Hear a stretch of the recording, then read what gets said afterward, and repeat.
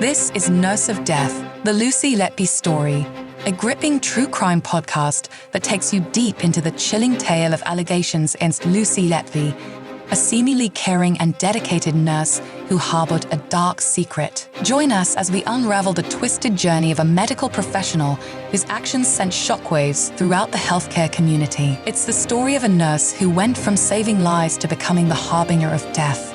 This is Nurse of Death, the Lucy Letby story.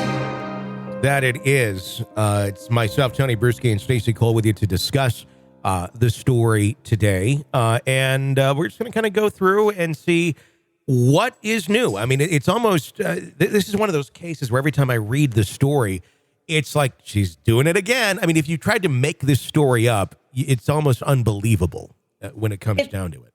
Yeah, it sounds like something that you'd see on the Lifetime Network. Yes.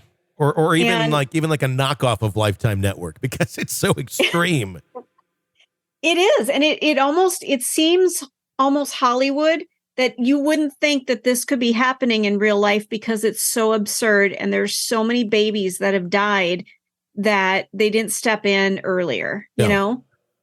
It is shocking that it took this long. Let's go right into the story. And while we're listening, I need you to think about who would play Lucy on the Lifetime original series, Nurse of Death. Here we go. During a court hearing, Lucy Letby became emotional as details were read out about her previous thoughts of suicide when accused of causing the deaths and collapses of babies on a neonatal unit. Her distress was evident as excerpts of her interviews with Cheshire Police following her arrest were shared with the court. Ms. Letby, who denies all charges, is facing accusations of murdering 7 babies and attempting to murder 10 others at the Countess of Chester Hospital. Jurors at Manchester Crown Court had previously heard that Ms. Letby was placed on a 3-month secondment to the hospital's Risk and Patient Safety Office in July 2016, following concerns raised by doctors about her alleged involvement in baby deaths. I just find it awkward and strange that she was assigned to the risk and what was it? Department, the Risk and Safety Department, when she is like, she's being moved out of nursing because of risks and safety. But let's put her in that department, because what could possibly go wrong? Exactly. It's like, of all the, like, put her like in the lunchroom or something. Have her put the salad bar together. Although she'd probably put something in the ranch. I was just going to say she might be, lacing things with sedatives and stuff. I don't know. There's really not a safe place to put her. Let's continue on. It was there that she was informed that she would be placed under clinical supervision. During her arrest in July 2018, Ms. Letby told detectives that she felt panicked and overwhelmed and had suicidal thoughts during this time. The court was shown a note found in Ms. Letby's home during a police search that read, "I don't deserve to live.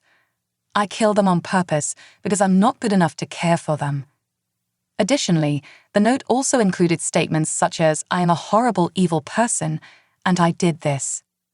Well, that's pretty damning. I guess the only thing I guess we could argue is that it was planted, but I don't believe it was. No, I don't think so. I mean, she didn't ever report that her home had been broken into, anything like that. I don't think the police have framed her. I mean, we've got evidence in the hospital. So yeah. I don't know why. I mean, unless the hospital has play the devil's advocate for a second. If the hospital is just having this horrible mortality rate, you probably would want to pin it on somebody. But that's likely because they're responsible for doing it, unless nobody's responsible and it's just a really shitty hospital, and they're trying to find a scapegoat. I think that's probably what the defense is saying about her. Mm-hmm. Let's continue on. During a police interview, Ms. Letby addressed the note found in her home and explained, "I just wrote it because everything had got on top of me. It was when I'd not long found out I'd been removed from the unit, and they were telling me my practice might be wrong, that I needed to read all my competencies. My practice might not have been good enough." She went on to describe feeling like people were blaming her practice and that she may have hurt the babies without knowing. She felt guilty and isolated and was blaming herself not for something she had done, but because of the way people were making her feel. Ms. Letby emphasized that she had only ever done her best for those babies, and then people were questioning her practice. She went on to say, "I just couldn't cope, and I just did not want to be here anymore. I just felt it was all just spiraling out of control. I just didn't know how to feel about it, or what was going to happen, or what to do." And what you do is you write notes admitting guilt? I mean... Most people would seek counseling or journaling, but the journaling, she's admitting something here, it feels like. Well, it's blatant admitting she's feeling something. She's flat out saying, "I did it." Yeah. I mean, it doesn't get any clearer. It's not like there's nothing to read into even. I'm like, well, what does that mean? It means she did it. You know? It's a confession. It's about what it feels like. It is. It's about as clear as it gets. Let's continue on. The detective asked Lucy, what people were they? Ms. Letby replied, "The trust and the staff on the unit." The detective then asked her, "Did you ever make any mistakes?" "No," replied Ms. Letby. The detective inquired about the note found in Ms. Letby's home, asking how would you describe the note as a whole. Ms. Letby responded, "It was just a way of me getting my feelings out onto paper. It just helps me process it a bit more. I felt if my practice hadn't been right, then I had killed them, and that was why I wasn't good enough." The detective then asked, "In what way do you think your practice might have been the reason why these babies have died?" Ms. Letby replied, "I didn't know. I thought maybe I'd missed something. Maybe I hadn't acted quickly enough." The detective continued, "And you felt evil." Ms. Letby affirmed, "Other people would perceive me as being evil, yes, if I had missed something." Yeah.